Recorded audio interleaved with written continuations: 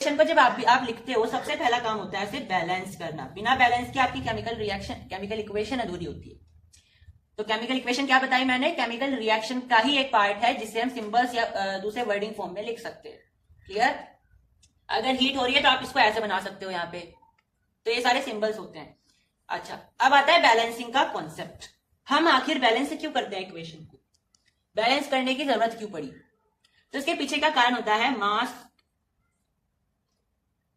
Law of conservation of mass. ठीक है, law of conservation of mass, law of conservation of mass. इस law की वजह से हमें इक्वेशन को बैलेंस करना पड़ता है। ये लॉ किसने दिया था? तो ये लॉ दिया था एंटोइन लावोशियर ने 1774 में दिया था। इसका मानना यह था कि मास can neither be created nor destroyed. ठीक है, यानी मास को आप ना तो क्रिएट कर सकते हो और ना ही बना सकते हो, ना ही डिस्ट्रक्ट कर सकते हो, ना नष्ट कर सकते हो। तो अगर मैं ये रिएक्शन ही लेकर के चलूं Mg प्लस O2 तो मुझे क्या मिल रहा है? MgO। अगर मैं यहां मोलिक्यूल की बात करूं तो यहां पे देखो एक मोलिक्यूल है, ठीक है, और इसका पूरा का पूरा एक एटम है। ये एक मोलिक्यूल है पर इसके दो एटम आ गए। ठीक है, यहाँ पे एक, अगर मोल तो देखो यहाँ पे दो ही एक ही है तो इसको हम छोड़ सकते हैं। लेकिन अगर यहाँ पे बात करें एटम की तो यहाँ एक ही एटम है, यहाँ दो एटम है। अब अगर हम इधर चेक करें तो मैग्नीशियम के कितने एटम है? एक है, और ऑक्सीजन का भी एक है, यानी यहाँ पे दो थे और यहाँ पे एक हो गया। ये एक एटम कहाँ गया? तो लॉ ऑफ कंजर्वेशन ऑफ मास के अनुसार तो कोई भी रिएक्शन ऐसी नहीं होगी जिसमें हम किसी मास को घटा सकते हैं, कोई ऐसा नहीं होगा हम एक्स्ट्रा बना सकते हैं। तो यानी हमें ये कहीं ना कहीं बैलेंस करना पड़ेगा। ठीक है, नहीं तो ये इस लॉ का क्या कर देगा? अनादर कर देगा, इसको डिसरिस्पेक्ट कर देगा। तो बैलेंसिंग के तरीके क्या होते हैं? बैलेंसिंग के आप, मेरी एक ट्रिक भी है उसे भी हम देखेंगे। तो पहले आप अपनी हिट एंड ट्रायल मेथड देखिए। हिट एंड ट्रायल मेथड जो आपकी एनसीईआरटी कहती है। हिट एंड ट्रायल मेथड में होता है कि आप कर करके देखो, लगा के देखो, अच्छा यहाँ पे ये आ जाएगा, है ना, यहाँ पे ये आ जाएगा, ऐसे। हिट एंड ट्रायल मेथड का वही मतलब वही होता है। ठीक है, जैसे देखो सबसे पहले तो आप ये काम कर लिया करो, जब भी आपको बैलेंस करनी होती है इक्वेशन, ऐसे यहाँ पे कॉर्नर बना लिया करो, क्योंकि हमें जो भी यहाँ पे जो भी नंबर लिखना होता है यहाँ पे वो इसके बाहर ही लिखना होता है। अब यहाँ पे चेक करिए, इसका एक था, इसके दो हैं। यहाँ पे इसका तो एक है और इसके दो हैं, यानी क्या मैं यहाँ पे 2 लगा दूं? बिल्कुल भी नहीं, क्योंकि हमें इसके बाहर तो घुसना ही नहीं है, ना इसके पीछे लगाना है। तो एक ही ऑप्शन बचा, इधर रखना पड़ेगा। बिल्कुल सही है, तो मुझे यहाँ पे 2 रखना पड़ेगा। समझ आई?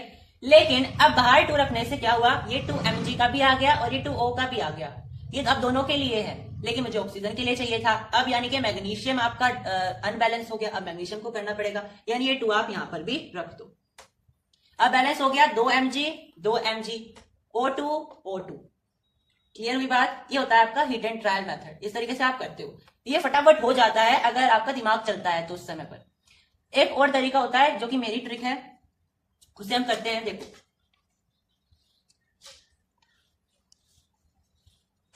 अच्छा, ट्रिक देखने से पहले एक चीज देखो, यहाँ पे ये रिएक्शन हमारी बनी 2 Mg plus O2 give you 2 Mg। अब तुम सोच रहे होंगे ये क्या है? तो वैसे तो ये मोल नंबर होता है, लेकिन इसे हम बोलते हैं स्टीशियोमेट्रिक कोएफिशिएंट। मैंने आपको प्रीवियस वीडियो में कहा था कि हम स्टीशियोमेट्री पढ़ने वाले हैं।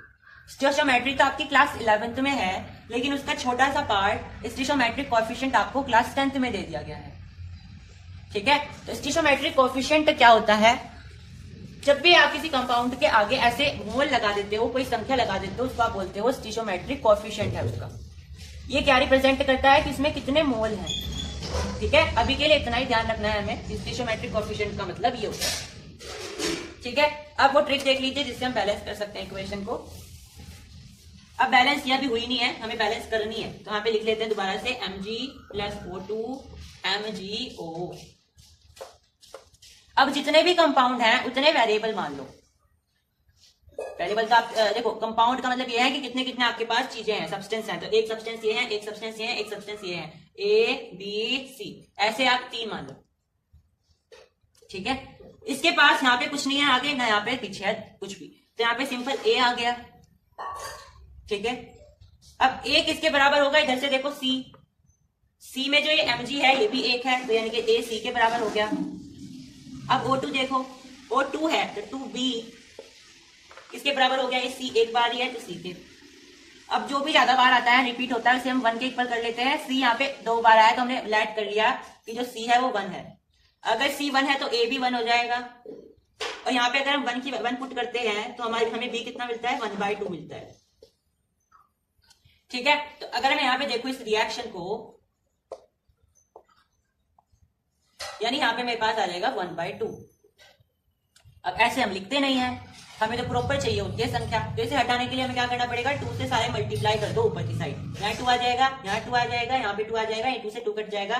मेरे पास जो फाइनल बैलेंस्ड इक्वेशन आएगी वो कुछ ऐसी दिखेगी। ठीक है, जैसे एक और एग्जांपल समझते हैं।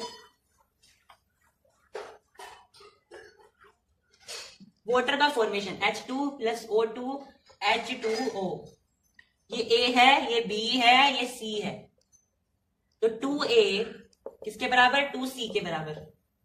2B किसके बराबर, खाली C के बराबर। ऑक्सीजन यहाँ पे 1 है, यहाँ 2 ही थी, यहाँ भी 2 है। ठीक है, यहाँ से C लेना है। ठीक है, चलो तो क्या करना पड़ेगा, लेट C बराबर 1। तो अगर C 1 है तो A भी 1 हो जाएगा, क्योंकि 2 से 2 कैंसिल हो जाएगा, तो C1 A1। और यहाँ पे अगर मैं पुट करूं फिर से 1, तो 2B, तो B की वैल्यू क्या आ जाएगी, 1/2। फिर से अगर मैं यहाँ पे रखना चाहूं तो मेरे पास कैसी दिखेगी इक्वेशन, कुछ ऐसी दिखेगी, क्योंकि B का मतलब ये है ना यहाँ पे, तो 1/2 रखा। A का मतलब ये होता है, C का मतलब ये होता है। फिर से हम इसको ऐसे नहीं रखेंगे, ऊपर क्या इससे डिवाइड मल्टीप्लाई कर देंगे, न्यूमरेटर में 2 से कर देंगे। तो अगर मैं यहाँ पे 2 रखूं, यहाँ पे 2 रखूं, यहाँ पे 2 रखूं, तो 2 से 2 कट जाएगा, 1 रह जाएगा, यहाँ पे 2, यानी कि कुछ ऐसी दिखेगी इक्वेशन। ये आपके पास फाइनल इक्वेशन आ जाएगी जो बैलेंस्ड है। ठीक है, तो इस तरीके से हम बैलेंसिंग करते हैं।